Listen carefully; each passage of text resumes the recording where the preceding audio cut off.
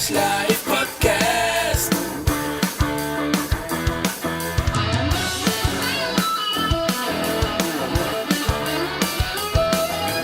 Oilers Live Podcast.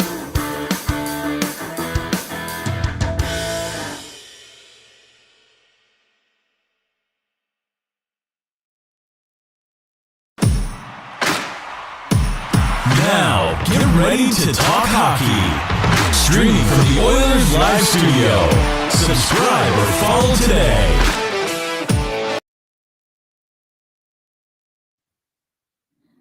What's up, everybody? This is a special playoff edition of Oilers Live.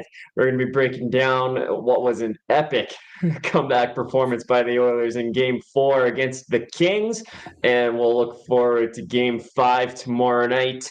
I'm Ryan Lotsberg, otherwise known as Lotsy on X, and with me tonight, I've got Patrick, otherwise known as the Oilers Fanatic. How you doing, Patrick? Pretty damn good following last night. You, Lotsy? Yeah, hard to be anything other than flying high tonight after that win yesterday. That was unbelievable. That was the first Oilers home overtime playoff winner since David Desharnais round 1, Game 5, 2017 against the San Jose Sharks. It was also Leon Draisaitl's first career overtime playoff goal, which is awesome to see. If you want to add the regular season to this as well, it was his 7th overtime goal of the season, his 12th game winner of the season, and he became the 6th player to record 20 or more overtime goals in his career. It's an unbelievable accomplishment by Leon there, and he did it in dramatic fashion as well. Absolutely. And I can't believe that that's his first overtime winner in the playoffs. Like all the overtime winners he scores during the regular season, you think just by now, and the Oilers have plenty of playoff experience at this point, for that to be his first one. When they mentioned that in the on the panel leading up to that, I'm like, oh, I wonder. I was hoping for either Draisaitl or for Bouchard to get the natural hat trick there. So I'm glad one of those two happened. Yeah, absolutely. I mean, it's crazy to think that that's Leon's first overtime playoff winner, but I couldn't believe that Ovechkin got his first overtime playoff game winner last week. Like, it just goes to show you it's such a rare thing to have happen. Like, even the best sometimes never get it, or let alone, or like they just get it late or never at all. Yeah, well, I'm sure they both have plenty of assists on game winners and overtime in the playoffs, but yeah, I guess waiting for their turn, and yeah, well, Draisaitl did it quicker than Ovechkin, so there you go. That's another notch in his belt on an MVP year for sure. Darcy mentioning there, if the Oilers knock out the Kings, I'm sure heads will roll. Well, I don't know. I think if some heads were going to roll in LA, it should have been last year. I don't know how they managed to get through that summer without firing their GM or their coach, but yeah, we'll see what happens. I guess they did have a pretty amazing regular season, so a first round knockout, I don't know, might turn some heads there. I don't know. I'm not sure. Like, they made some changes. They seem to have addressed most of their weak points, aside from like getting a true game breaker type of player, right? Like, Kempe is fantastic. Kopitar's been fantastic throughout his career. Fiala's been really good for them, but they don't have a true game breaker, so to speak. But that's not their identity. They win games by defending and goaltending, and they got the goaltending part of it figured out this season, with Kemper being nominated for a Vezina this morning, right? So he's had a fantastic season, but the Oilers have found a way to get to him this series so far. Yeah, they always seem to, and LA has a brand new goalie every year when we face them, but we always seem to find a way to break him down because, yeah, he hadn't allowed 5 goals, I think, all year, wasn't it?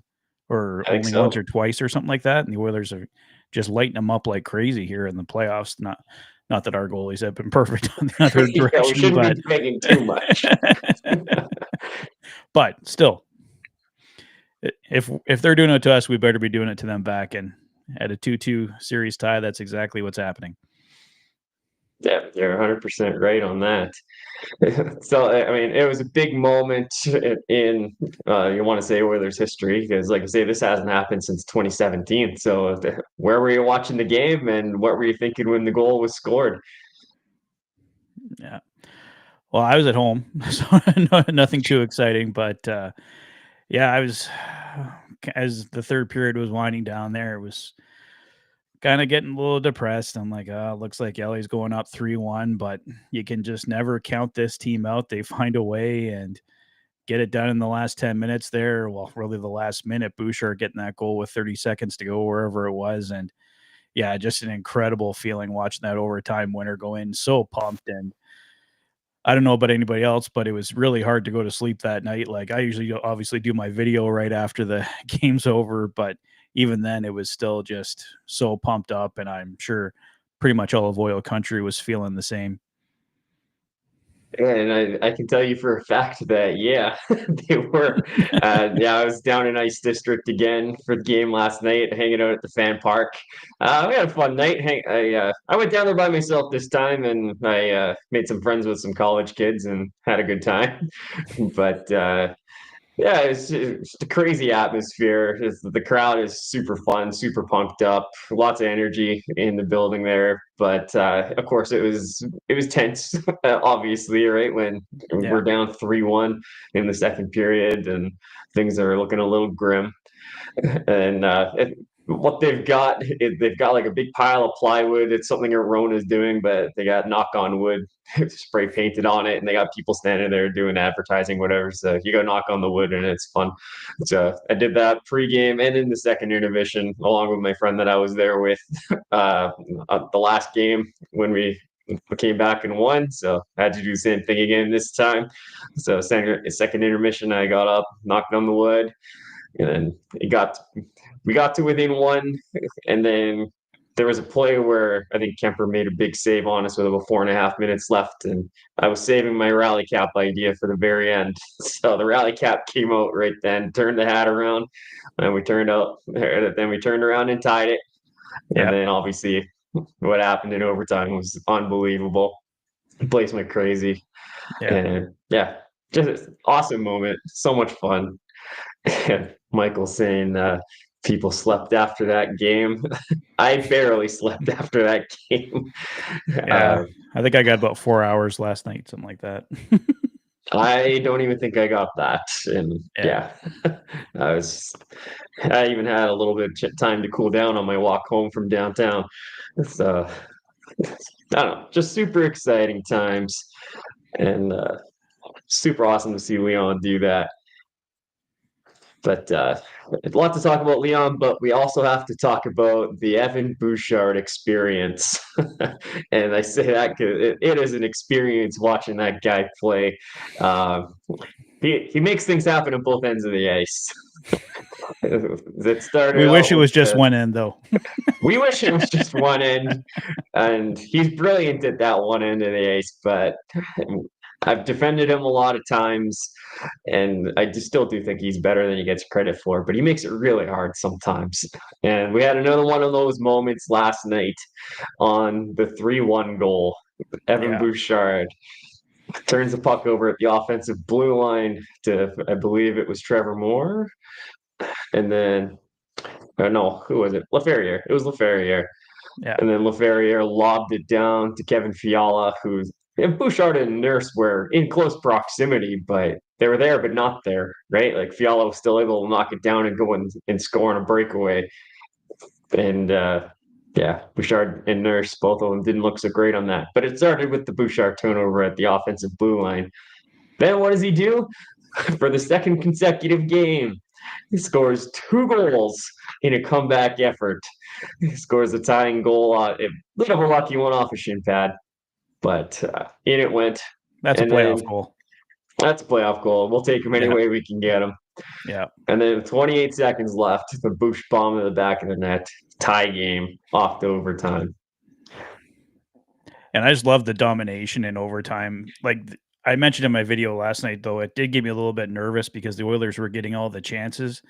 I'm like, oh, don't tell me like LA is going to get one good chance here back the other way and they're going to score after all this effort. So it was nice to see that the Oilers' domination in overtime ended with the victory that they really so desperately needed to get this series tied up 2-2. And massive game coming up here in Game 5 tomorrow in LA.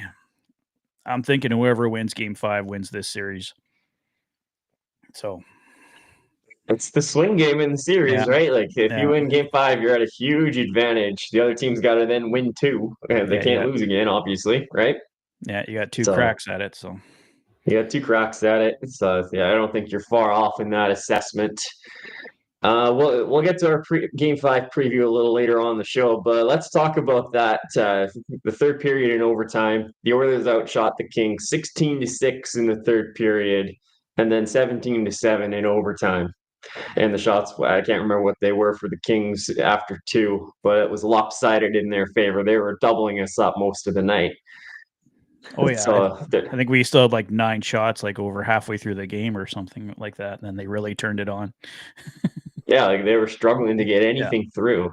Yeah, and then something happened, and they started making things happen out there. So there's a theory out there that we know the Kings were only using 9 forwards in 4D, right? Like they had 3 of their forwards were under 6 minutes of ice time. 2 of them were under 2 minutes, I want to say, right? And then they had Jacob Moverari, who barely touched the ice, and Brent Clark, who I think is a really good young defenseman. He didn't even make 12 minutes, and then everybody else was pushing 20 or more. Yeah. Right. So maybe the Kings just got a little tired, couldn't withstand the 4-line wave of the Oilers. Like, what do you think on that?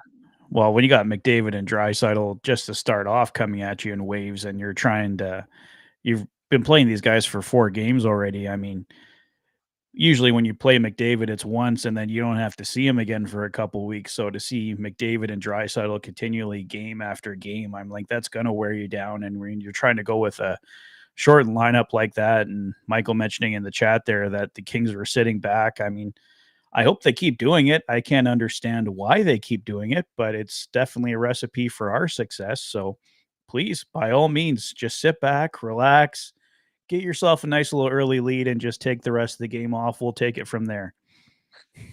I had that same comment to somebody I was sitting near at the fan park. He was saying, how you feeling? And I was like, I mean, nervous, but I'm happy to let the Kings sit back and play D all the third period if they want to. We've seen that play out a lot of times. It literally hasn't worked for them at all, except for maybe in Game 2. But even in that game, the Oilers still made it 3-2 before it got away from that at the end there. So it's not been a recipe for success at all for them. So I don't get why they keep going to that strategy. But like I said, it's working for us. So keep it up.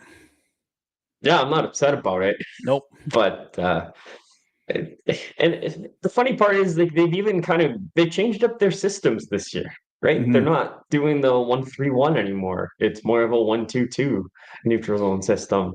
I miss the 1-3-1. They're still finding a way to. I thought it's super annoying to watch and like it's boring hockey, but the Kings throughout the rest of the game, right? Lots of forechecking. They're doing a good job of creating chances off of turnovers off us. Like they scored the first goal of the game off a turnover off a good forecheck. Potentially bad play by Nurse there, rimming it around when he didn't necessarily need to, right? But they had forward pressure and they got the turnover and they scored. There's been 1 or 2 of those every game, it seems like. And they're beating us off the rush a lot as well. Being aggressive at the blue line, like the Bouchard turnover, right? That goes the other way, and it's in the back of our net. So why the Kings suddenly decided to switch, like it felt like as soon as they got the 1-goal lead, like they got nervous and then they started being more cautious. That's what it seemed like to me. Yeah, I mean, it's odd how they just keep doing the same thing over and over again. Like maybe with the shortened lineup, they feel like they have to give it their all to start the game and try and get a lead. And then, that's exactly their strategy. You're like, okay, we got the lead, just hold on to it now. And then we'll try and finesse them the rest of the way. But clearly it's a strategy that doesn't work for them. But maybe we'll see. They got to be trying something new for Game 5. We got to be expecting something different from this Kings team, I would think, especially going back home. And yeah, I don't know. We'll see. But through 4 games, it hasn't changed. I don't know if you caught the clip of the Jim Hiller's interview after the game last night, where he got a little snippy with the reporter. Yeah, the Bernstein question. Yeah. So Bernstein asked them if there's anything different that they need to do to close out a game in this series. And Hiller's initial response was just, next question. Like, get that garbage out of here. But then he went on to elaborate that they just barely missed an empty netter. And then if Byfield chips that puck out, where Bouchard made a great play to turn it over and keep that play alive that led to the final, the tying goal, then the game would have been over if Byfield chips that puck out, which may or may not have been. There's still about a minute left, a little less than when that happened. The Oilers would have had time to regroup and get another opportunity. So we don't know what would have happened there. It certainly would have made the Kings' lives easier, though. Well, shoulda, woulda, coulda. I mean, well, if this happened and this happened, my plan would have worked. Yeah, but none of those things happened, so your plan didn't work. Like, you can't use excuses to say, "Oh, I had a really good plan." It was reliant on this happening and this happening and this happening. You know what? If it's a good plan, good plans work.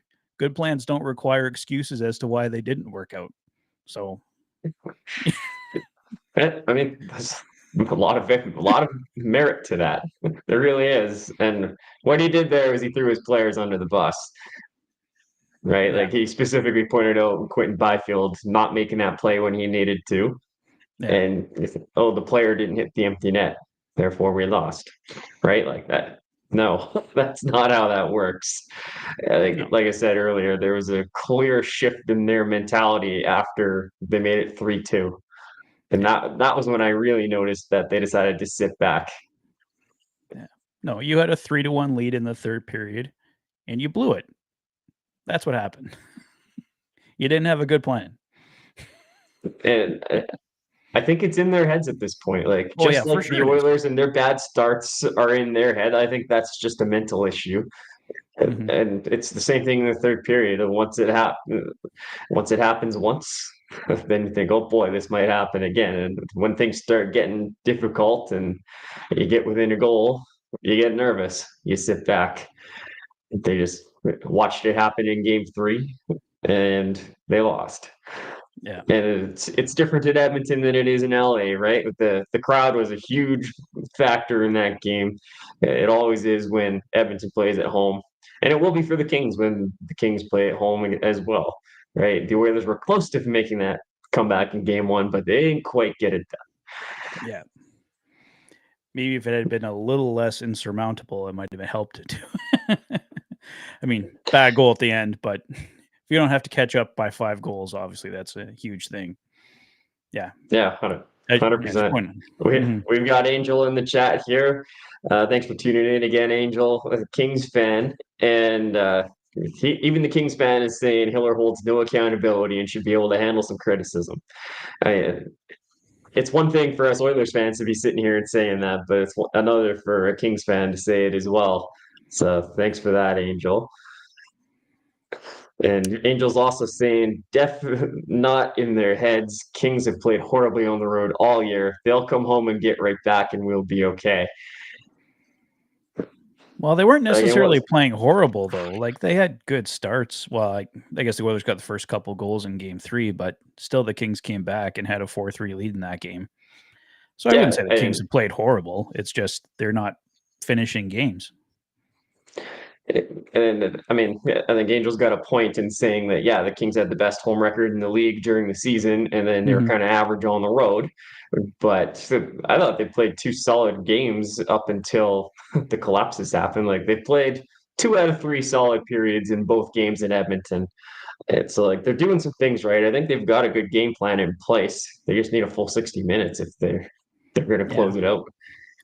And I think that you got to remember there's a big difference between the regular season and the Stanley Cup playoffs too, though. Like, a couple of years that the Oilers have finished the regular season like on an absolute tear, and they look like they can just rip through the playoffs going 16-0, and then game one hits and reality comes back in. I mean, the Kings, don't get me wrong, I'm not trying to take anything away from them, had an incredible regular season, were incredible at home, but the playoffs are a different thing here, and I think the Oilers, it's a lot more even than it appears, I think, anyway. Yeah, absolutely. Like 7-4 in game 3, that was not a 7-4 hockey game. No, well, Like two that, empty net goals, yeah. 2 empty net goals, right? Like that was tight all the way down to the end. And then, yeah, obviously this one was overtime game. Game 1 ended up being super tight. That was a 1-goal game right in the last minute. Even game 2, I mean 6-2. That didn't feel like a 6-2 game. That was 3-2 heading into the third, and then the Oilers just imploded. Kings played a really good third period that night and got the job done that night. So like we know they can do it, but we know the Oilers can do it as well. They're 6-4 in the last 2 years, or the last, I guess, 4 years now, including all the 4 playoff series in that 6-4 record at the Crypto.com arena in LA. So we know the Oilers can get it done in LA. Whether they will or not, that remains to be seen. Yeah. Well, we talked about it last podcast. I mean, whoever wins the first road game is going to win this series. And that's why I think, like, whoever wins game 5, I think it takes this one. Yeah, so, that's. We'll yeah. I can't argue with any of that. I wanted to touch on another big thing in which played a big role in the outcome of Game 4, which was special teams. This is the first time in the series where the Oilers really held an edge over the Kings in special teams. The Oilers went 2 for 3 in the power play. Kings went 0 for 3. So I don't know if you guys caught it or not. I know I've been putting out a lot of articles in the last couple of the last week or so here, but I'll put up the QR code. I did a piece about how the Kings power play was just absolutely roasting the Oilers penalty kill throughout the first 3 games of the series. They went 7 for 12, and there was a couple things that I noticed that the Kings were doing differently than what most teams usually do. And essentially it boiled down to them stacking their traffic really low. Like they're running an umbrella style as most teams do, but rather than having 2 players on the half wall, they're sending both those players below the circles. And sometimes they're even sending a player behind the net and just not having a bumper player. They're just having net front and behind the net and then no bumper. So stacking the traffic really low. And what that does is for the Oilers forwards who are asked to block passing lanes rather than shooting lanes, and they got the high forward putting pressure on that half wall player below the circle from above, so that player gets sucked really far out of position. Yeah. And then the low forward sitting in the slot, who's supposed to cover cross ice passes, he's used to having to play a little higher in the zone. He gets sucked a little further down. But if the puck reverses, if it goes back to the point, then he's got to jump out to get to the other passing lane on the other side. And he can't do that in time if he's sucked down too low, right? So it's actually been really effective, or it was really effective in the first few games. And then the other thing that they're doing is putting that net front player on the strong side with the puck. And that's just putting the defenseman in a bit of a awkward position. It's kind of like creating a 2-on-1 situation, right? That strong side defender, they got to challenge the puck carrier, but they got to be aware of the net front presence as well. And the weak side D has to be aware of the guy in front of the net and of any backdoor passes. And we got caught on that a few times.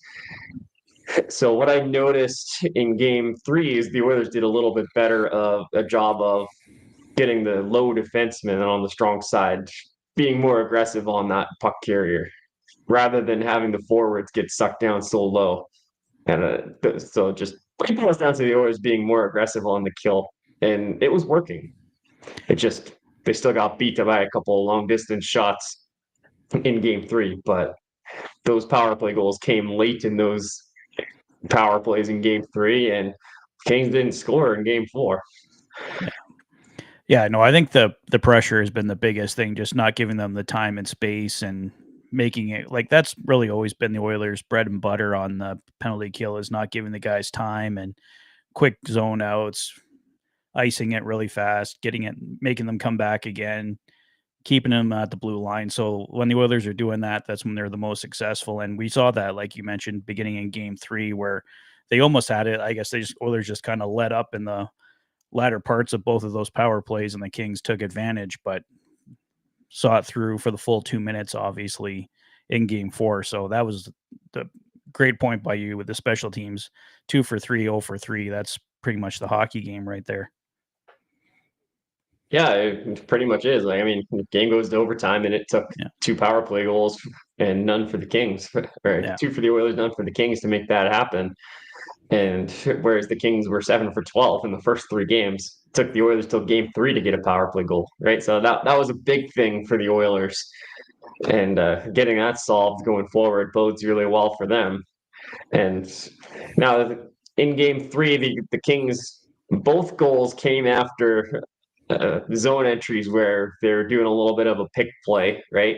The third, I think it was the third goal. Anyway, Drew Doughty's goal, the entry, Brent Clark right at center ice. I think he used his button back. He backed right into Vasily Podkolzin, right? It interfered with him. And then Doughty was able to gain the zone. And then there was another play. It was the Fiala goal. Kempe carried it in and kind of shielded Nurse in a subtle little pick play, and then fed it to Fiala, and he had the time and space to rip it home. So like those ones weren't even really out of their initial set, right? They were just kind of sneaky little interference plays by the Kings. But we didn't see too much of that in Game 4. So I don't know if the Oilers just figured something out, or I haven't noticed like one player in particular too, Kuzmenko, the last couple of games as much. Like he seemed to be a big factor in Games 1 and 2, but I think the Oilers have kind of shut him down a little bit too. Like I think he had a couple of the big power play goals, or at least one of them anyway. The usual Zach Hyman tap-in goal there. So it's usually Zach Hyman's office right there, but. Yeah, exactly. It was that Zach Hyman move where he kind of seals the post and has it go in off of him. And like it wasn't quite like that, but that was the first goal of the series, the Kuzmenko goal. And then he had the other one where it banked off the end boards, and he was Johnny on the spot to bank it home.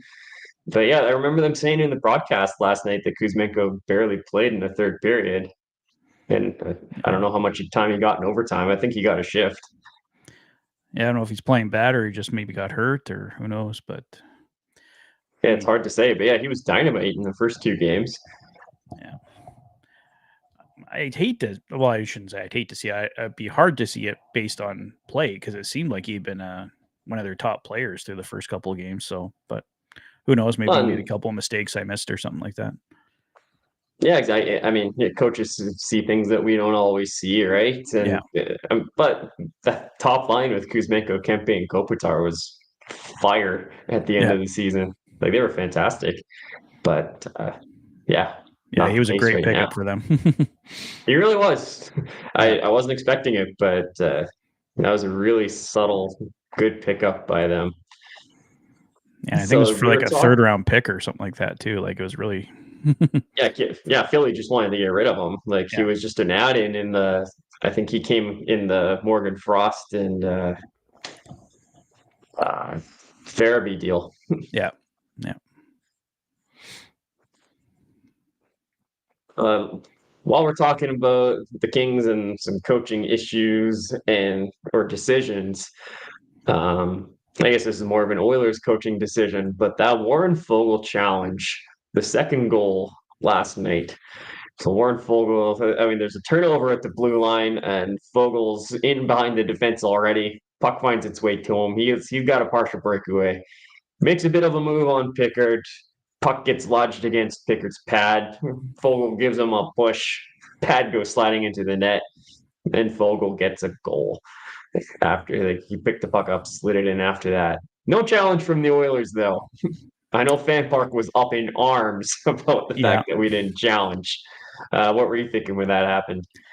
I would have challenged, especially when it happened. It was like super early in the second period. Like I might take more time and pause if it's a tied hockey game or like 10 minutes to go in the third period or something like that, and it's really close. Maybe you shouldn't take a chance, but I think especially with when it occurred in the game, the Oilers definitely should have taken a chance on the challenge. I mean, they did score, I think it was like 4 or 5 minutes later anyway, but it still would have been nice to get a Kings goal off the board potentially, because I think there was definitely a case there for it, but didn't work out, but they won anyway. So, but yeah, I think it was definitely worth challenging. And that was kind of my thought live as well. Like, my initial reaction was, you can't push the pad, so no goal, Yeah. right? It seemed pretty simple to me. Yeah. But I think it was, I can't remember who asked the question today. Maybe it was Gregor, I'm not sure. But somebody asked him today in the interview or what the thought process was behind not challenging that goal. And Knobloch actually thought it would be a failed challenge, because his explanation was the puck was pressed up against Pickard's pad, and at that point, like, the puck is considered loose, and so Foegele had every right to try to make a play on that puck, and that's what he felt that he did. He said it would have been different had he pushed the pad in and then took the puck and dangled in, right? Which I kind of thought that's what he did. I thought he pushed the pad in and then took the puck in and shot it. Right. Yeah, but I mean, if you're pushing the pad, you're not going for the puck. Like, you're completely missing the puck and you're trying to push something that's out of your way, and then going for the puck. So, yeah, Roxy Mama there saying, okay, not challenging. I mean, it worked out okay for the Oilers not challenging, but I think even if they had got a penalty for the failed challenge, like, their penalty kill was doing well the last couple of games. Like, it's not like you're giving the Kings a for sure goal. Maybe in games 1 and 2, you take more pause with how lethal their power play was, but you were doing better on the penalty kill as well. So I think that's another argument towards challenging that one. They're starting to feel a little more confident on the PK, but with how hot it had been in the series, or has been in the series, that's a tough risk. And you're already, that was the 2-1 or the 2-0 goal, I believe, right? So had you challenged taking the penalty, you get scored on. It's 3-0, right? How many 3-goal leads can you dig yourself out of, right? So I was 3. A little frustrated they didn't challenge, but I also kind of understood it, given what played out with the Kings' challenge in Game 3. Right? They had a situation, they thought it was goaltender interference, and it wasn't going to be a black and white one. Like, because me looking at that live, I saw nothing, right? But I saw some explanation come out on Twitter from what the Kings were likely thinking or were thinking, and it seemed very convoluted. And I was like, that's a stretch, right? It's like, I don't know. I made my peace with the non-challenge and the fact that Knobloch put his trust in his players to be able to come back in that game. It was a 2-goal deficit with lots of time left, and they proved them right. Yeah. Yeah, like, I'm okay with not, but I personally would have challenged. I would have liked to have seen them challenge it, but it clearly worked out in the end. So if we're talking about it, I wish the Oilers had challenged and they ended up losing that hockey game. Maybe I'm a little bit more not at ease with the decision, but I can let it go given that we know the successful result. Yeah, and I think Roxy Mama brings up a really good point here. You can't trust the NHL to make the right decision anyway. No, you can't. I mean, I don't know what goalie interference is anymore. I don't think anyone really knows what goalie interference is. Yeah, they don't know what goalie interference is. Yeah, and yeah, it's just ridiculous. None of the broadcasters know, none of the coaches know, none of the players know. It's getting ridiculous. But I think it's just some guy flipping a quarter, and they're like, what do you think about that? Nah, best 2 out of 3. And then they just keep going. That's why sometimes the call takes longer, because they do like a best of 7 of the flips or something like that. I don't know. It seems to be that's the only way. Maybe they've got all sorts of creative ways to decide the decision. Maybe it's rock, paper, scissors. Maybe they've got some beer pong set up with some waters rather than beers in the situation room in Toronto. I don't know what they're doing over there. Yeah. Who picks it tonight? Oh, it's Frank. He's in the bathroom. Just stall for a few minutes. He'll be back. Just say we're thinking about it. We can't make it look really difficult.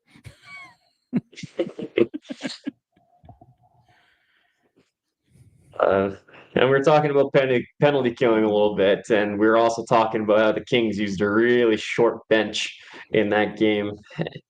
It should be noted that Ty Emberson only played 8.5 minutes last night. I think it was 8:38, if I'm being exact. And I don't think he got a shift in the third period or overtime. So the Oilers were down. Or Knoblauch's explanation was they were down. They needed more of their offensively skilled players like Klingberg and Bouchard and those guys out on the ice rather than Emberson. And he was very careful he was very sure to give Emberson praise. Like he praised his effort on the penalty kill and he said, we needed that, right? We need that in the lineup. Yeah. Right. Wow. How far away do you think we are from seeing Troy Stecher? That's where I was going with this. That, yeah. I think somebody asked him in a previous interview, what would it take for Stecher to get into lineup? And it's either somebody getting hurt or somebody playing poorly. And Emberson's probably the most likely candidate to come out of the lineup, but maybe not anymore because PK. So then it becomes John Klingberg, who I think he's played decently well. He's had his moments where I've been a little concerned, we'll say, but he's been solid otherwise. So, I think he's starting to come around. Like I love that pass to Draisaitl the other game. Like that was not that that's your defining factor for a defenseman, but well, we give Evan Bouchard the pass for a lot of good offense. So I guess we got to do this 100%. A little bit of a pass for John Klingberg as well. Yeah, and John Klingberg is not 2020 John Klingberg anymore, but the dude still knows what he's doing on the offensive side of the puck, right? Yeah. And that's kind of the Oilers' system. That's their game plan. They like puck possession, and they like guys that can move the puck. So he fits in well from that perspective. But you got to be able to defend as well, and he's done better at that recently. But I really like Troy Stecher in his game. I feel bad for the guy because I think he's given us a lot of really good minutes, and especially with what's been asked of him this year. Like he's playing difficult competition on a second pairing with Darnell Nurse, although Brett Kulak is kind of they're taking some of that load from Stecher as well. But I feel like he's been really good when he's been in the lineup. Yeah, no, I think this is some of the best we've seen from Klingberg and Stecher. He was always a solid guy, like pretty much all year long for the Oilers. So I'm looking forward to, well, I shouldn't say looking forward to, because something, as you mentioned, something bad would have to happen for him to get in. But so maybe not looking forward to it, but I think he'd be a welcome addition whenever he can find his way back into the lineup for whatever reason. Yeah, like he's not somebody where I'm like, you gotta get him in. It's not like Jeff Skinner. But I feel totally comfortable with Stecher in my top 6 if I need him to be there. Like if it comes down to that, like I'm A-okay with that. Mm-hmm. Well, he's been one of the best guys with Nurse too, like at a lot of points throughout the year. So yeah, like I haven't been able to poke too many holes in that Nurse Stecher pairing, aside from the fact that Stecher doesn't have brand name value for a second pairing. But he's done good enough. What's his contract, like $787K or something like that? Like he is 787.5. Like good value, like, great value contract, amazing. And I love that we got a second year of that coming too. Yeah, exactly. Yeah, we got him set for another year, which is awesome. Yeah, I mean, eventually he's got to fall off here, but even if he does, oh no, he's still only making $787,000. So yeah, pretty much a no lose contract. Absolutely. Yeah. And today we got a little bit of an update about another Oilers defenseman who's been injured recently, Mattias Ekholm. Why don't you give us the update, Patrick? What did you see? What did you hear? Well, it was Jason Greger who posted the update for us from the, I believe it was from the Chris Knoblauch media availability. His tweet read, "Update on Ekholm. He has responded well, and now there is a chance he could return later in the playoffs. Not this round. Unlikely in the second round, but then maybe." So we're talking probably third round here for Mattias Ekholm. And you and I were talking before we got started here.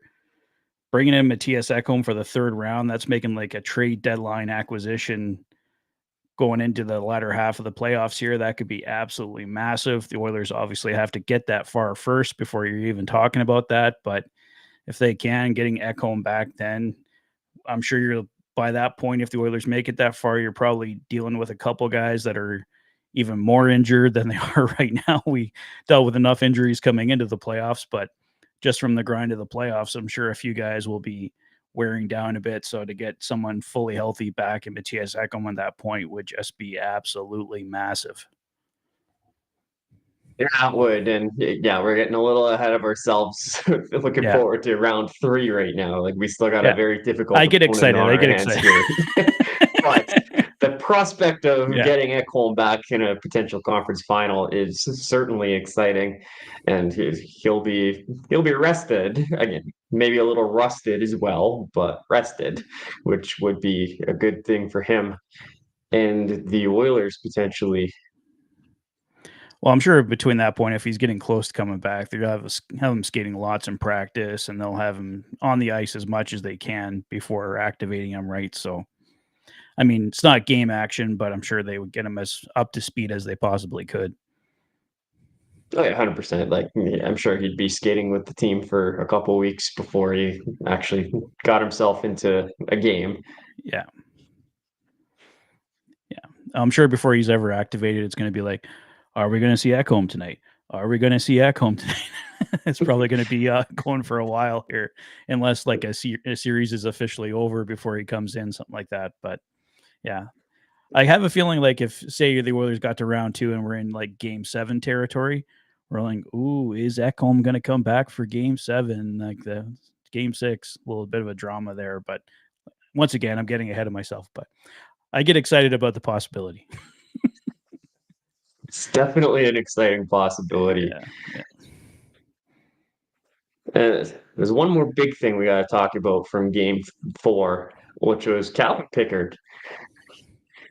First career playoff overtime win, so congratulations to him for that.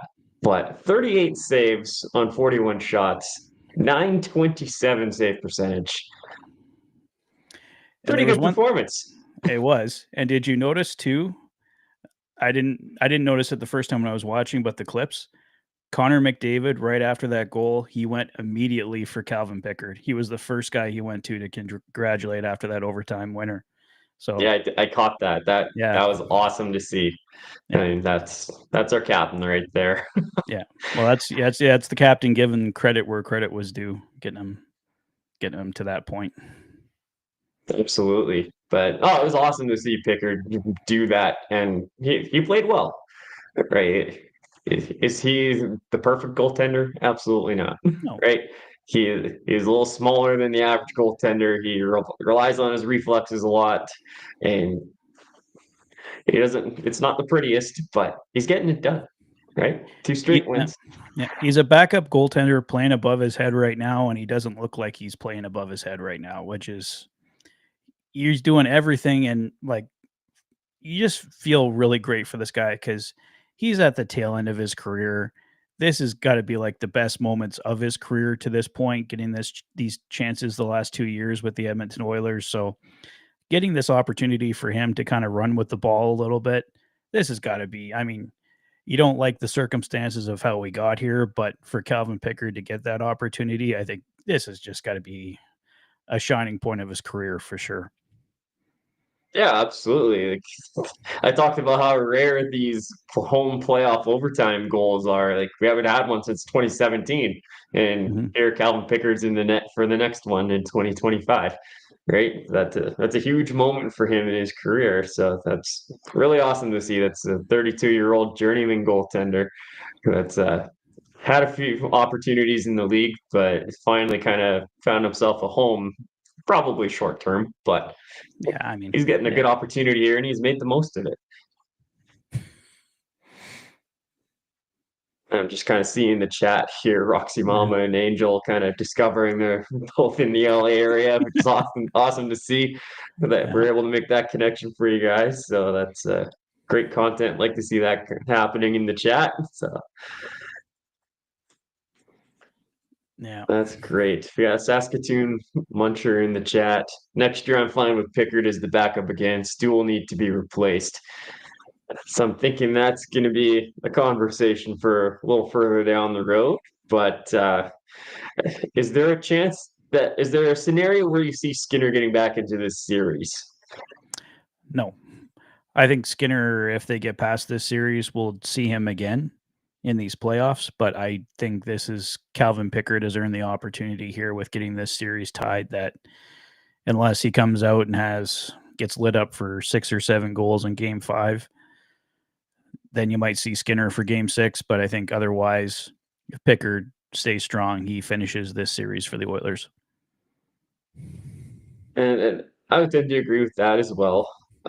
We had Cade in the chat as well. Pickard's playing better than Skinner. Keep Pickard in net. Hard to argue that logic, right? We don't have the galaxy brain this one, right? Nope. Don't fix what ain't broken. Yeah. I mean, Calvin Pickard was asked to come into the net and win a couple of games in Edmonton, and he accomplished that task, right? Now we need someone to go into LA and win. And we were talking about it last show. It's hard to think that Skinner's going to go into LA where he just allowed 11 goals in 2 games and he's going to shut the door, right? Hard to trust that. And I said it last show, it would be a slap in the face to Pickard if you put Skinner in right now after he won 1 game. And it's even more of a slap in the face if you put him in after 2 consecutive wins, especially the way he did it with a .927 save percentage on 41 shots and a big overtime win. And as I was mentioning last podcast, I mean, this isn't a new development. Calvin Pickard has pretty much been the better goalie throughout most of the season. Like Skinner's had little stretches here and there where he's looked good for a while, but seems to peter off. The Oilers are where they are because Calvin Pickard stepped up when he needed to be the guy, and he's been the guy here in the playoffs so far. So you definitely got to give him the ball and let him run with it as far as he can go. And a lot of people say, yeah, it's not a recipe for success having your backup goaltender leading the way, but if your backup goaltender keeps winning, maybe it's not the perfect recipe, but in a pinch, it works. So, I mean, it worked for the Hurricanes in 2006 with Cam Ward, right?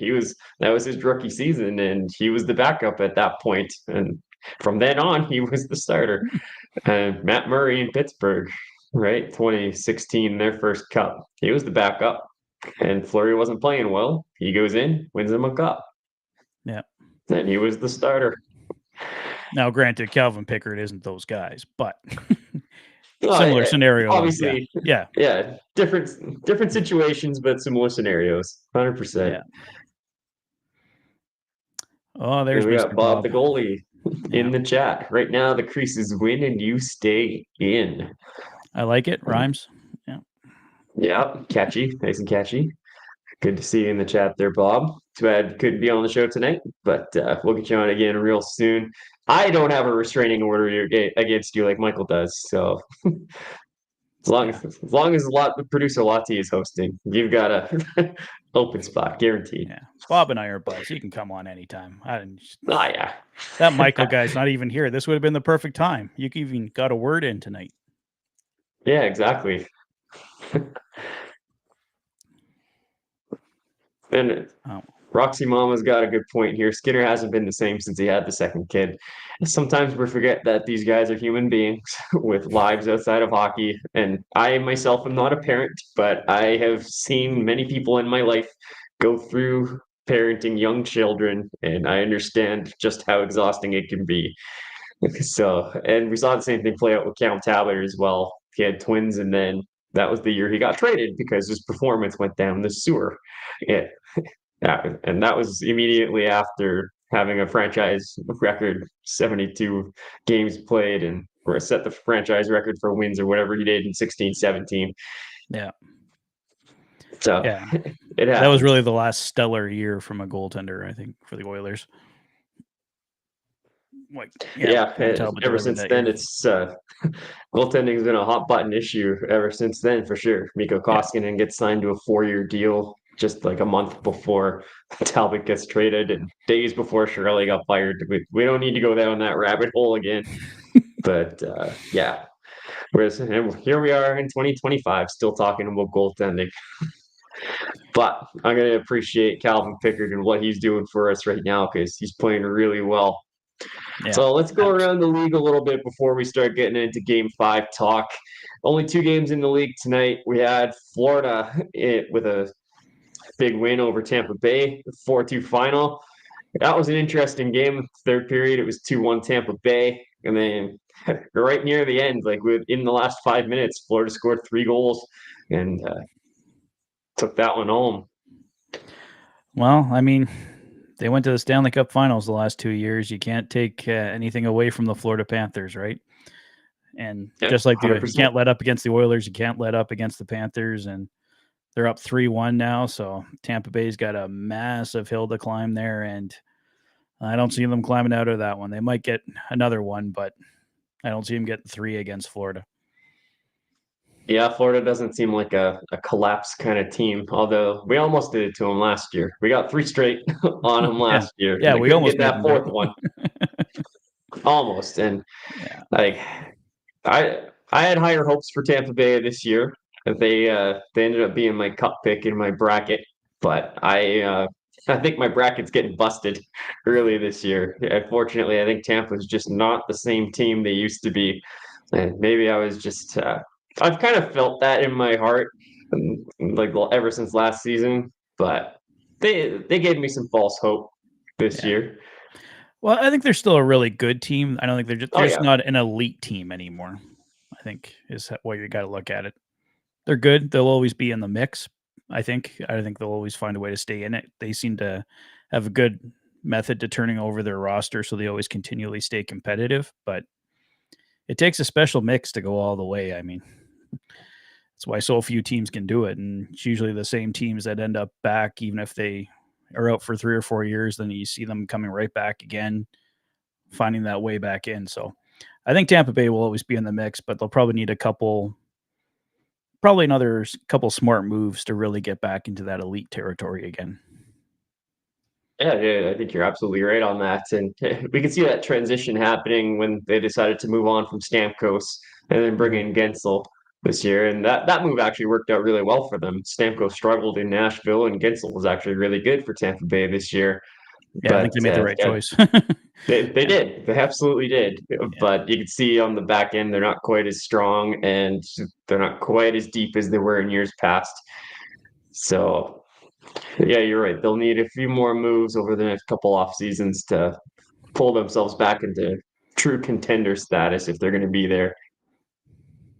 And the other game we got going on tonight, Colorado Dallas, and this was a weird one. I mean, last I saw it was 3-0. Yeah, it's changed a lot because it was 3-0 just before we were coming on.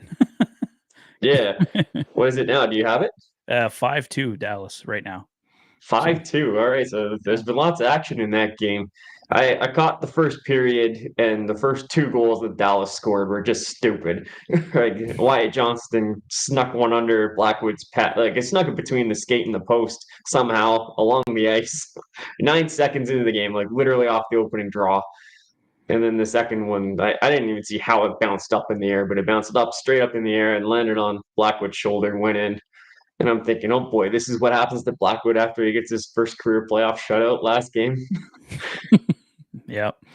And of course, Mikko Rantanen getting the first big goal against his former team. Had to happen at some point. Yeah. We had to have a Rantanen sighting at some point for sure. Yeah. Well, we all know how disappointed Michael was when the Oilers didn't get him. So I'm sure he was cheered on the plane when he heard Rantanen scored. Yes, I'm sure. Yeah. Doing cartwheels down the aisle. And I don't have the schedule up for tomorrow night. What do we got? Obviously, there's Kings tomorrow night. I think Toronto and Ottawa go for Game 5 tomorrow night. Yeah, we got Toronto, Ottawa, New Jersey, Carolina, Mini Vegas, us, and yeah, that's it for tomorrow. So yeah, that Mini Vegas series, that's a lot more interesting than we thought it would be. Yeah, I thought Vegas was going to walk all over them, and it looked like they were going to start it, but 2-2, I mean, just like the Oilers series, it's a best of 3 now, so see who takes it. Yeah, 100%, and that'll be a good one to keep our eyes on because we get comes out of whoever. this Oilers Kings series is going to be playing the winner of that series, right? Yeah. Two good teams over there in Vegas and Minnesota. Minnesota is stronger than I've given them credit for. The Oilers beat them handily a couple times this year, but I don't think that's indicative of where Minnesota is. They're fast. They check well. Philip Gustafson's a really good young goaltender. They got some players that can fill the net. Like Kaprizov he's a top 10 point getter in this league. And Zuccarello, you got Matt Boldy, you got lots of good players on that team still. And their defense is crazy good. Like you got Spurgeon and Brodin kind of holdovers from that last group, and you got Brock Faber and Zeev Boyum has fit in nicely so far there. Mm-hmm. So yeah, it'll be interesting to watch that series play out. Yeah. Jersey, Carolina, I think we said it's basically over. It's 3-1 Carolina. Yeah, I'm surprised Jersey even got a game in that series. Yeah, I had higher hopes for Jersey, but not to be. I think that was me dreaming a little bit. Yeah, and then Washington, Montreal, I think that one's I said it back when we were making our first round picks. I think making the playoffs was Montreal's Stanley Cup this year. I mean, you get there and then whatever they did on top of that's just a bonus, but just to finally get back in the mix there. And, they put up a good fight against Washington, not saying they come in and played poorly or anything like that, but they've gotten bullied around a little bit. And yeah, I was going to say, speaking of putting up a fight, what'd you think of that brawl at the end of the second period, the last game, Tom Wilson and Josh Anderson in the Capitals bench? Yeah, you don't see in the bench very often, but yeah, well, that's playoff hockey for you. Yeah, that was just ridiculous. I don't know how the door even came open. It was the end of the period, and maybe I guess some guys were on the ice that shouldn't have been on the ice. Yeah. But that door came open, and I know they both got fined for whatever they did, and I think had that stayed on the ice, neither guy gets fined. I don't know why Josh Anderson got fined for that. He didn't have much of a choice about going into the bench. And Tom Wilson was going there, and he was taking Anderson wherever you went with them. And when you're expecting the boards to be behind you to backstop you, and they don't, right? I don't know. I thought that ruling was kind of stupid, but just a ridiculous situation all in all. Yeah, I mean, I think they were just trying to make examples out of everybody, maybe trying to deter it a bit, but I don't know. I think fines basically in the NHL are a joke anyway. I mean, the only punishment that really hurts them is missing games. I mean, you're just talking about the beer money at the next celebration when they go out. I mean, oh no, $25,000. How will I ever recover? Yeah, exactly. It's a lot to us, but it's not a lot to millionaires. Yeah, that's very true. Yeah. It's a little different for a guy making minimum. Yeah, the lower guys for sure, but yeah. But still, it's not usually those guys getting fined. 75. Yeah. Right? Roxy Mama saying it looked like it was going to roll down the hall too. It might have. Yeah. And Bob's asking, what about that Wilson hit? And that was a calamity of a collision. Yeah. Well, that changed the game because that Montreal was kind of having the momentum to that point. And then right after that hit, Washington just took over that game. It changed all the momentum in the Caps' favor. Yeah, I mean, I didn't get the chance to see that game. I just saw the clip of the hit, and that was a Mack truck running over a little smart car. That was just a brutal collision, and incredible camera work on that too. They cut to that camera right as it was about to happen. So they probably just got one following Tom Wilson. Yeah. Oh, they got him doing the crybaby face. So they probably do have an ISO cam on Tom Wilson in that series. I think they always pick a few players because it seems no matter when Connor McDavid's on the ice, there's always a camera that can catch whatever he does. There's always if something bad happens, he does an eye roll or a big sigh or something, and the camera is always there to catch it. So I think they always have okay, it's your job. You're just following Connor McDavid tonight. That way we can always get him on camera doing whatever he's doing. Going down to hug his goalie after an overtime win, after his best friend scores the OT winner. I mean, it's a smart play because odds are Connor's going to do something that you want to get on camera. I'm not knocking against it, but they always seem to catch it. So you have to kind of wonder if they got someone. Yeah.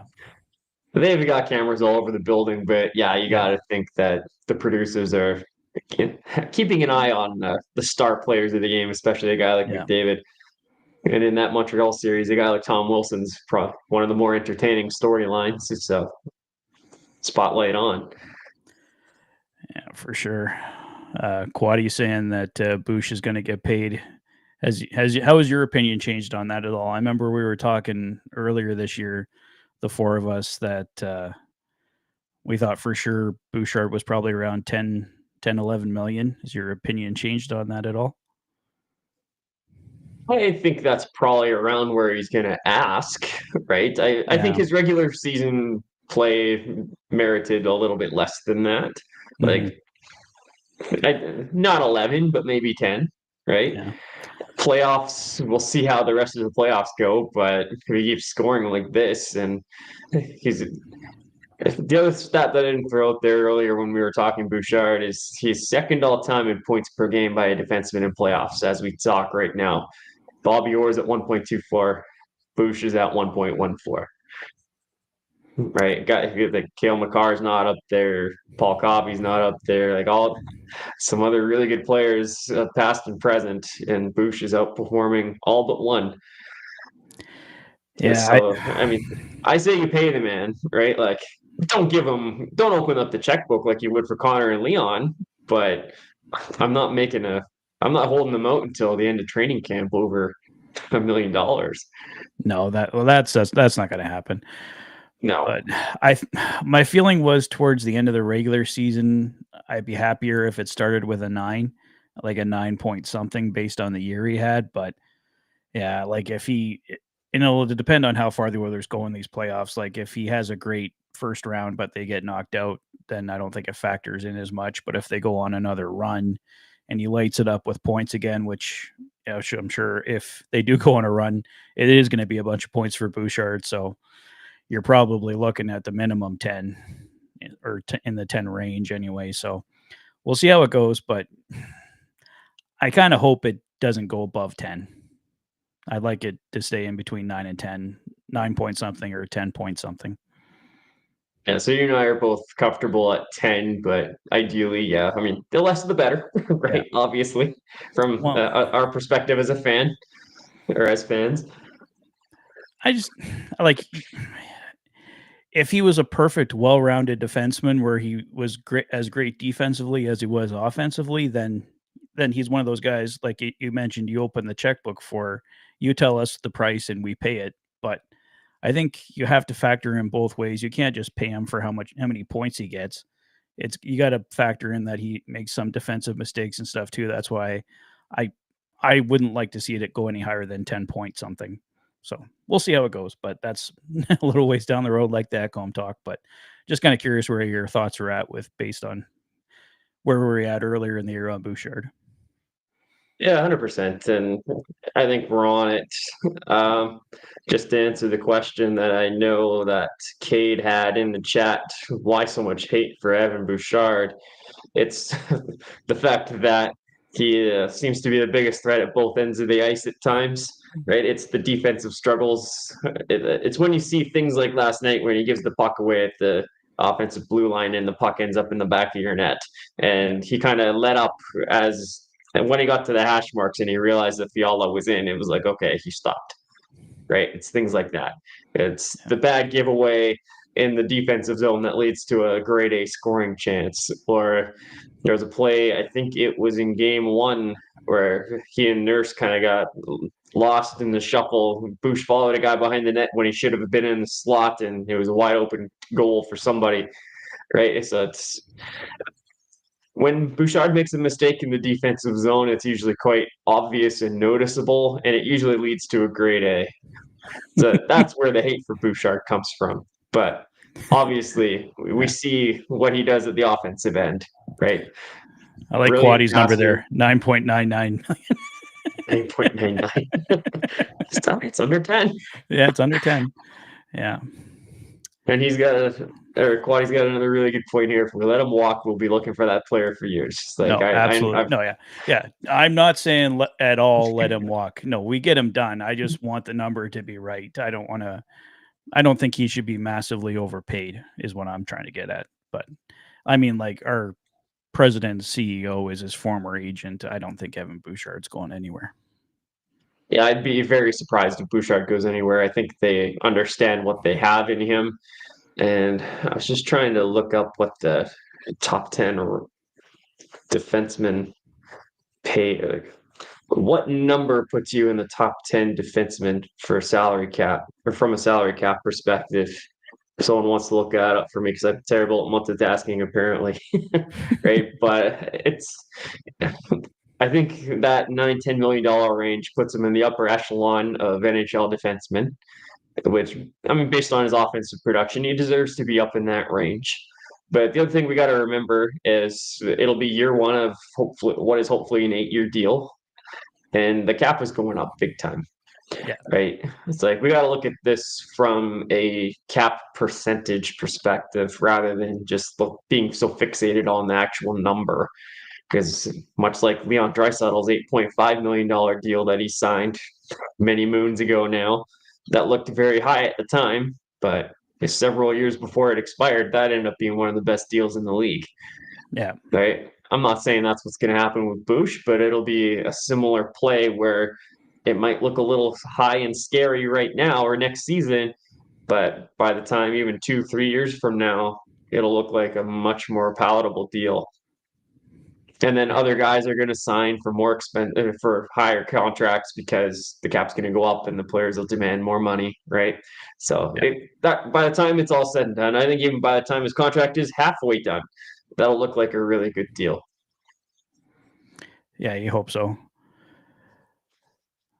Sorry, just reading Justin's comment here. If you're suggested around $9.25 million for Bouch, how do we swallow the amount we paid for a Nurse? Well, I think we all know Nurse shouldn't have gotten $9.25 million, but that was a lot of factors that went into him getting that amount. The Oilers bridged him twice. The other contracts that were signed by other defensemen that summer. So yeah, it's not really a comparable situation. But yeah. It's a little different. It's like Nurse's situation is what might happen for a defenseman 2-3 years from now when the cap is up and we get that next wave of younger D. Like a guy, I'm thinking of a guy like Brock Faber, right? His next deal, he could be looking at something really high like that, and he could set the market for other guys that are in his weight class, so to speak. But yeah, for sure, Darnell Nurse 9.5 is a little bit high. Now, some people are saying that Nurse should probably only be like 5. I think it's probably a little higher than that because I think he does a lot more than gets noticed. And quite often he looks worse than he actually is because he's the last man back covering for other people's mistakes. Yeah. Well, if they had signed a long-term contract with him when they should have got a long-term contract signed, he should probably be like 7.5 something right now, where we should be talking about him probably in the middle of a $7.5 million contract or maybe towards the end of one now. But that didn't happen because certain decisions were made. The cap was where it was, and I'm still happy we have Nurse, but I think we all hope it was a little less, but it is, like I said, a lot of factors went into him getting that $9.25 million. Not for sure. Like the Oilers cap situation was the biggest one. Like as much as you want to sit here and say they shouldn't have bridged him, well, they were tight up against the cap. Yeah. Now they were there a lot for by their own doing for a lot of it, but part of it was also situations like Oscar Klefbom being on LTIR and having that little problem to deal with.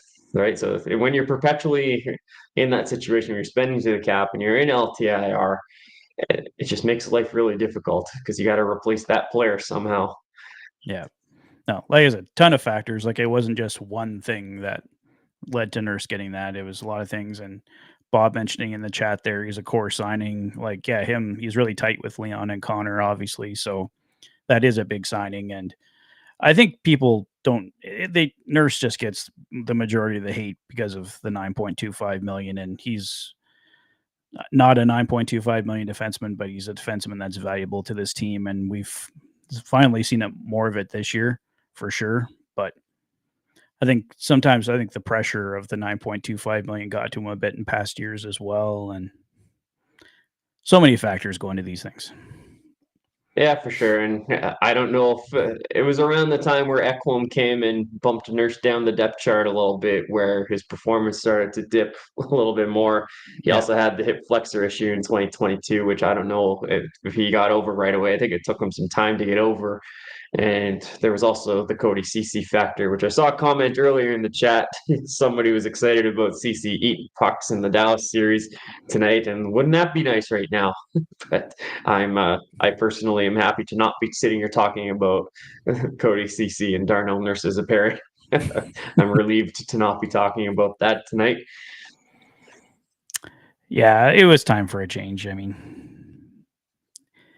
he has good qualities, he has bad qualities, but I think something had to happen there. And well, so many things were going on around that time with the offer sheets and everything like that. So they had to, he was the player that made the most sense to clear up cap space for. So, yeah, 100%. All right, we're 15 minutes away from wrapping up here. So let's look ahead to game 5.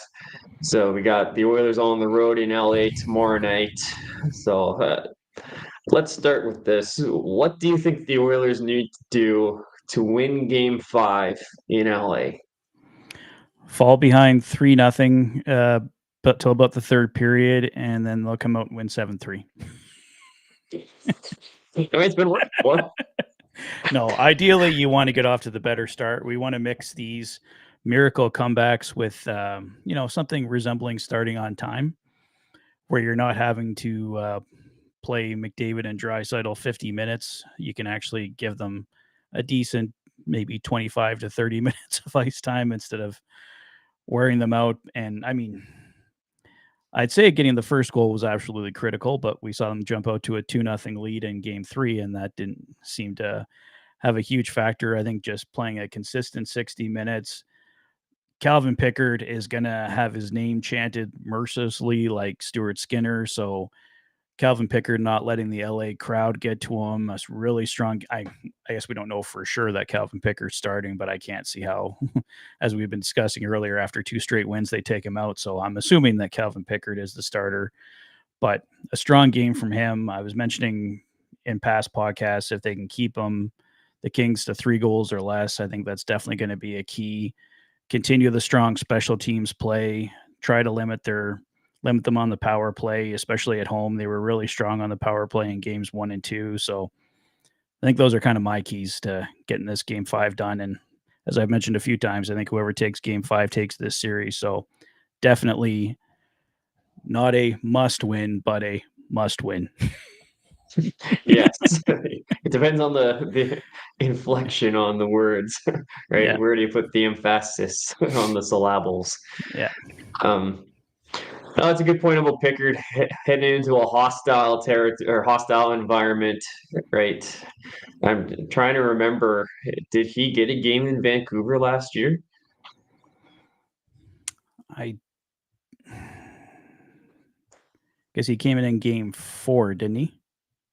Yeah, so he probably would have got game 4 and game 5. Game 4 and game 5, yeah, because he won game 4 and then lost game 5, yeah. And then Skinner came back in game 6. So he did get Vancouver in game 5, yeah. Okay, and then he lost that game. So, but it was a close game though. Like I think that was the game where JT Miller scored in the last minute or something to give the Canucks the lead. Yes, I remember that play now that you say JT Miller. Yeah. It was a breakdown with Zach Hyman, Connor McDavid in the slot, and Miller snuck in. Yeah. Yeah, so that was a tight game. It wasn't like Pickard folded like a cheap tent in that game. So he'll need a strong performance though. Like the Oilers need above 900 goaltending if they're going to win this game. And I think you're right. They got getting up to a good start would be huge. I think it's more important in LA. Again, like the Edmonton crowd is still going to be loud even if they're down a goal. Yeah. Right. They get a little more quiet if things are going really not well. But if it's a tight game, it's loud. And if the Kings get the first goal, it's going to be real loud in LA.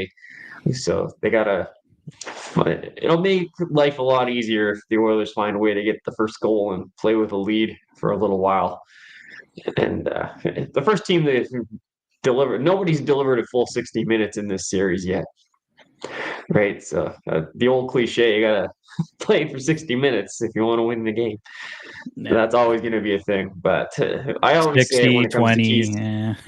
Yeah, somewhere in there. 25.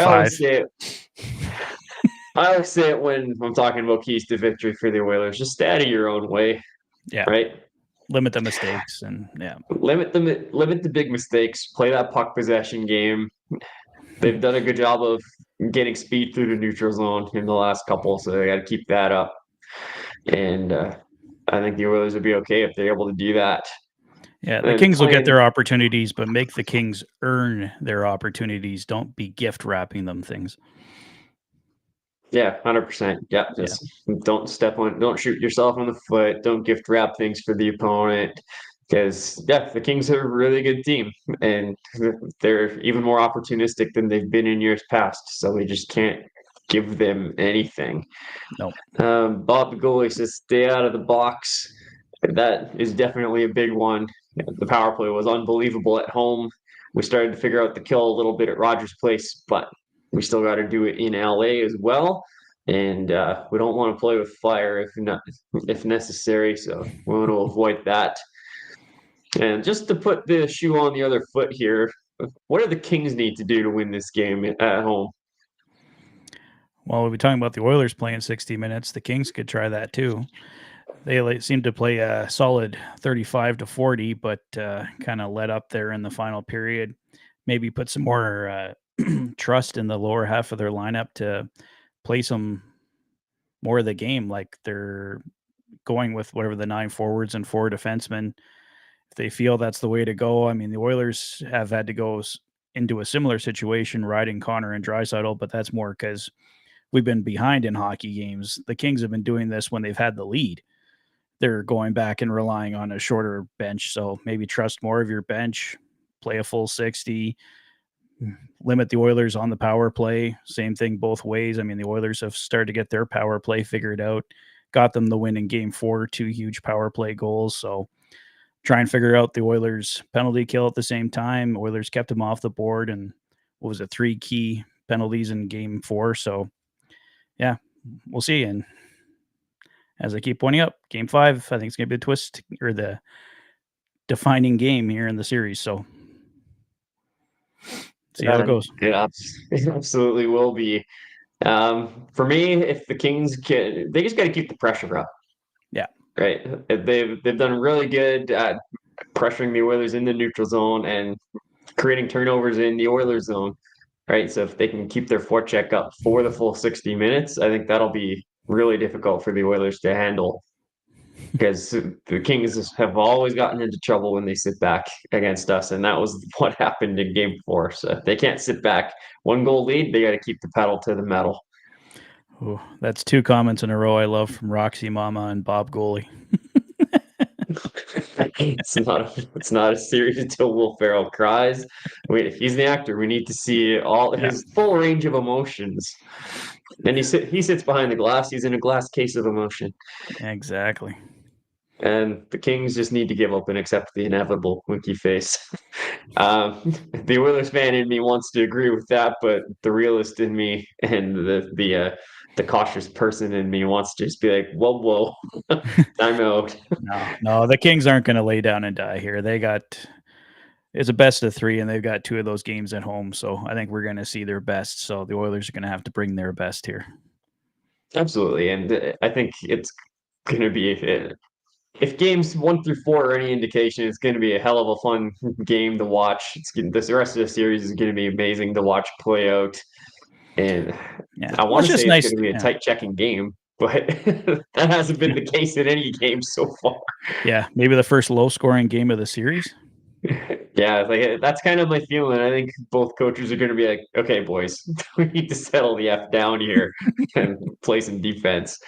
Yeah. Like I say, the Oilers aren't going to want to make a mistake, and the Kings are certainly not going to want to make any mistakes either. So it might be a little bit more cautious of a game, but Time will tell. I don't know. This has been the throw caution to the wind series, so Maybe he'll play the harmonica with the Korean ladies. I wouldn't be shocked. I wouldn't be shocked. Fun story, but my God, sitting in the fan park tent listening to that, like with the audio blaring and like that high pitch coming at such a high volume. I thought my eardrums were gonna burst. I was in so much pain listening to that. Oh my goodness. So for that reason, I'm hoping they don't do the harmonica thing again, but I'm sure they will because they've won the first 2 games in the series. Yeah. Yeah, some stranger asking what we thought of the Ekholm rumor. Yeah, we were touching on that one earlier. I think it's an exciting prospect for sure to have him possibly back in round 3, but as Lotsy has been saying and tempering my excitement, we got a lot to go before we get to round 3, so potentially exciting. Yeah, potentially exciting. It's nice that they haven't fully ruled him out for the season yet. That means it may not be crazy serious. Although I feel like it's a core or a groin injury, and you just never know. Kane was able to play through it all the way through to Game 2 of the Cup Finals last year, and if he had had it his way, he'd have kept playing. But Knobloch made a lineup decision to take him out, and that's where it was. And then it was like, oh, by the way, we need this really complicated and serious surgery on both sides of your body. So I'm hoping that's not the outcome for Ekholm. I'm hoping that the time off will be able to fully heal him and he will actually be good to go for the playoffs or for the conference finals if we get there. But yeah, like you said earlier, it would be a huge trade deadline acquisition in the middle of the playoffs if the Oilers were to get Ekholm back. Yeah, well, like even if he isn't playing at 100%, even if like you don't even add him to the top 4, I mean, if you could even add Ekholm to your third pairing, if that's the best he can give you, I think that'd still be a boost because he'd still be an improvement for the third pairing, even if you still got to give other guys more minutes than him, just to slowly work him back in at that point, if it is at that point. So, yeah. But yeah, so much to happen before then. We got one game, one series at a time here. Yep. I was joking in our private chat or yesterday or a couple days ago. It's a one game at a time mentality in this room. Yeah. That's the way I like to look at it anyway. Like you're sitting there watching the minutes tick down last night with the 1 goal deficit. We got lots of time, just one moment at a time. Just let it play out. And sure enough, we found a way. But we got a couple minutes left here, so I'll do my last word and then I'll pass it over to you. Okay, we'll give you the last word tonight. Sounds good.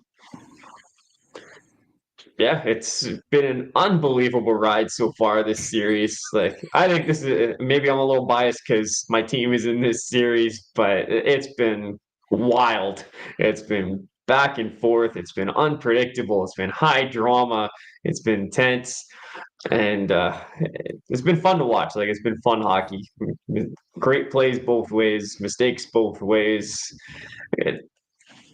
Incredible series so far, and I'm looking forward to seeing how the rest of the series shapes up.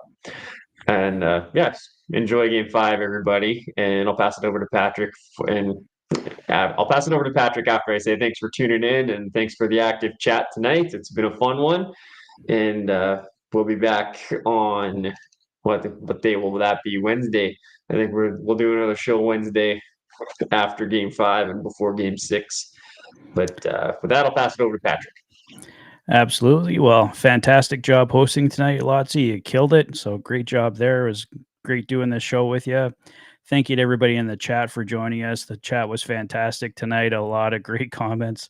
I love Quaddy's there. I tell myself I'm not an alcoholic. It's just hockey. I think we all get into the beer too much this time of year, but hey, that's all part of playoff hockey. So yeah, thank you to Angel. Getting some Kings fan perspective here in the chat as always. Bob, you're a hoot. We love you. And yeah, we should have Michael, hopefully Dash back as well for the next show. Maybe Bob will be in. So, but thank you for tuning in to Ryan and I tonight. If you guys have checked out my channel before, I have my own channel, The Oilers Fanatic, do game news, reviews, keep you up to date during the summer as well. So be sure to follow my content there, the Oilers Fanatic at Oilers Fanatic YT on social media. So I think that's all for tonight, guys. But thank you as always for joining us, and have a great night. And while I clumsily find the outro video, I'll just say look out for all the articles I've got coming up on heavy hockey, lots of post-game wraps and other content as well. But with that, good night.